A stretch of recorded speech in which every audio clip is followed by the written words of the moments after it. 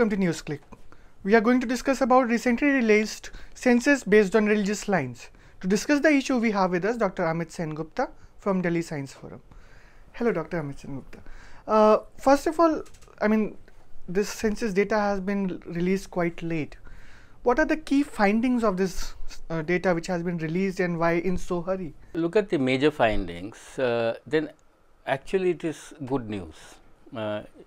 If you were to look at the data in an unbiased fashion, because what it shows is that there is a secular drop in the growth rates of population. The population is still growing in India, unlike in many developed countries where it has stabilized, or in somewhere where it's starting to go down.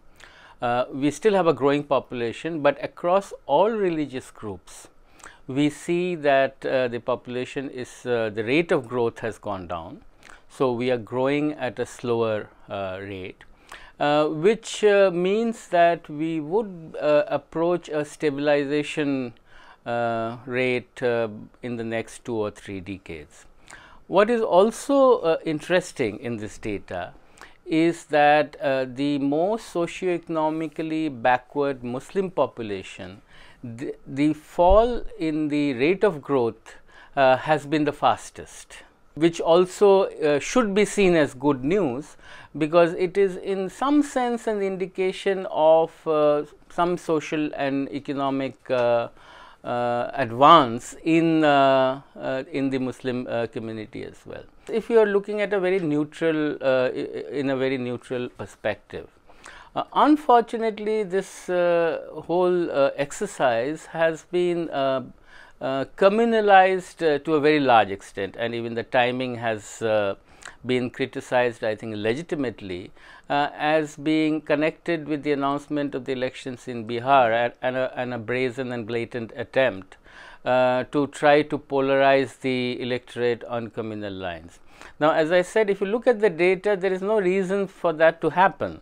There is no reason why any particular community should feel threatened, but unfortunately that is how, particularly in this dispensation, all data or all research findings are sought to be given a certain spin in order to be able to buttress the claims of the ruling dispensation. When you release a census or the data on the census, there is a specific mention of various points like, say, growth rate, the poverty, its comparison with the poverty rate. So, is there something in this data also which has been done? That is also one of the striking features of how this data was released. Normally, you need to also understand why do we collect census data. It is not just to count the number of people, but it is also a tool for planning. So, census data actually can give you valuable information in terms of where you need special attention, which communities, if you are going to provide data based on communities, on religion, on caste, etc., then it makes sense only, it does not make sense just to count numbers and say that so many people are Muslims or so many people are Dalits.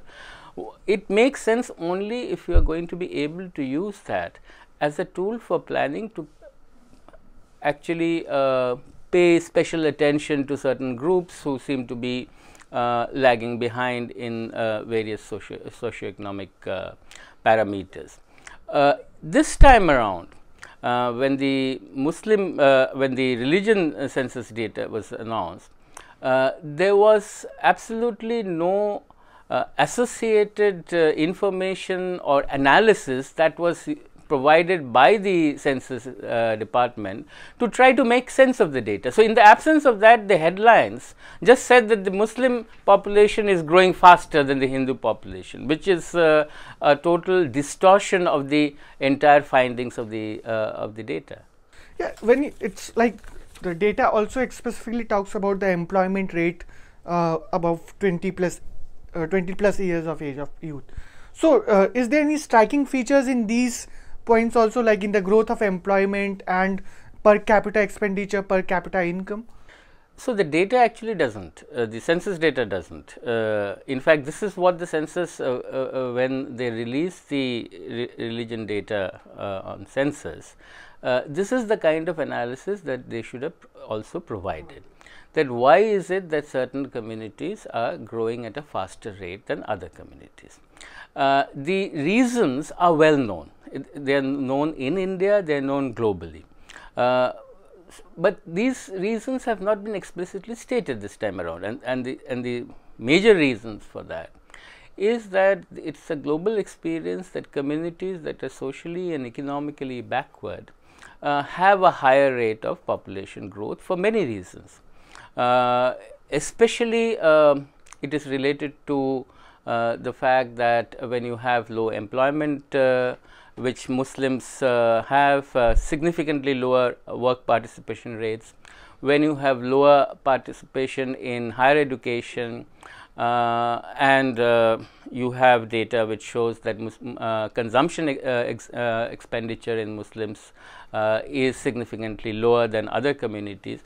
All these contribute to a higher rate of population growth, because essentially what it means is that people or families are insuring against a future where they do not see many opportunities and believe that the children are the only insurance that they have of the future.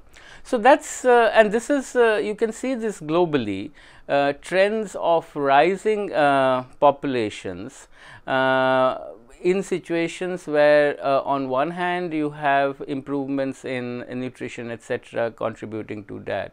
But on the other hand, because the families still do not feel secure in their social and economic environment, that you have a higher population growth.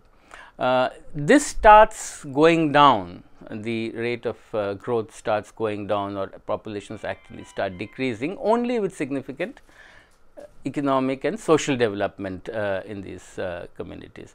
So, what the data actually points is that the associated data, not what was released by the census, because the census only released the crude data of, but the associated data, which is again from public sources, shows that there is a lot that needs to be attended to as regards social and economic development in Muslim communities, and this has been also echoed by various committees, including the Rajendra Sacha committee, the Amitabh Kundu committee. So, none of this is actually rocket science, but what is unfortunate is that all this has not been discussed in the context of the census data regarding the higher rate of growth among Muslims.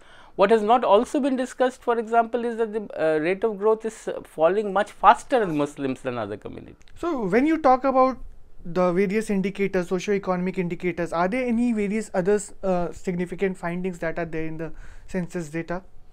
Actually, curiously, there are two. It's not present in the census data, but if you look at the associated data from other public sources, there are two reasons.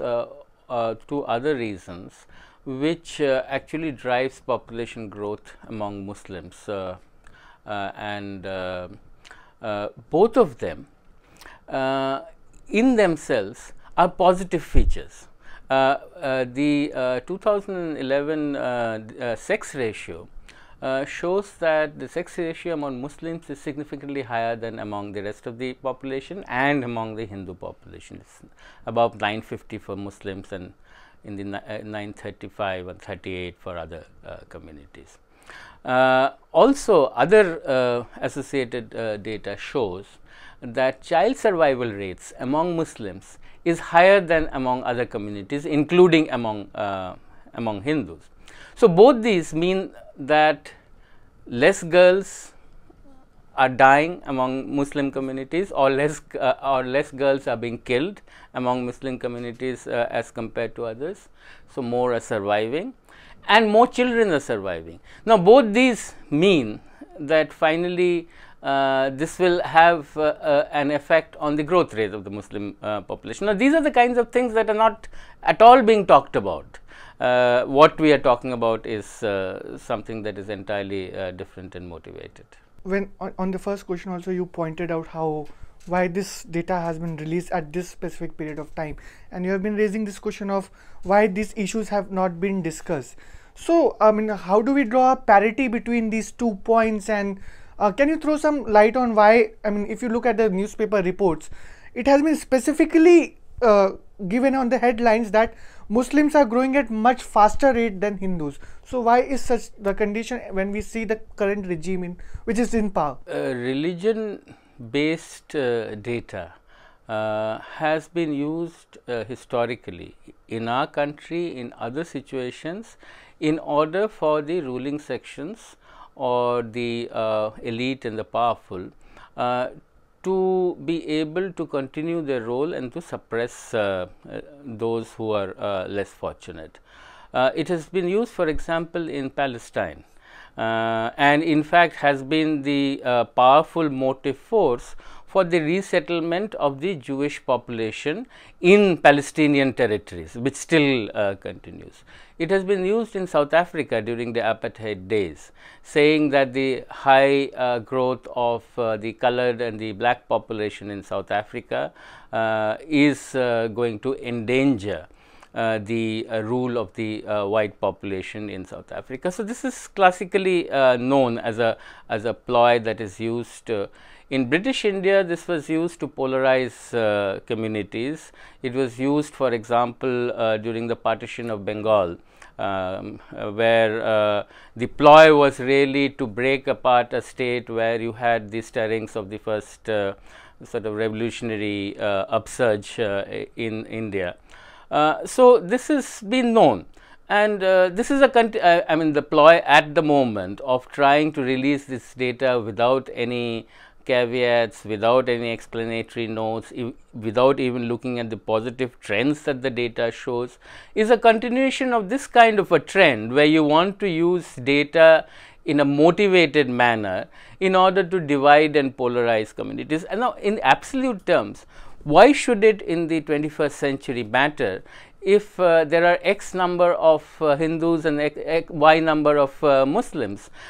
Finally, I think we should be moving towards a situation where we can clearly argue that it does not matter what faith a person adheres to. What matters is that we are able to attend to the needs of all people, regardless of their religion or caste.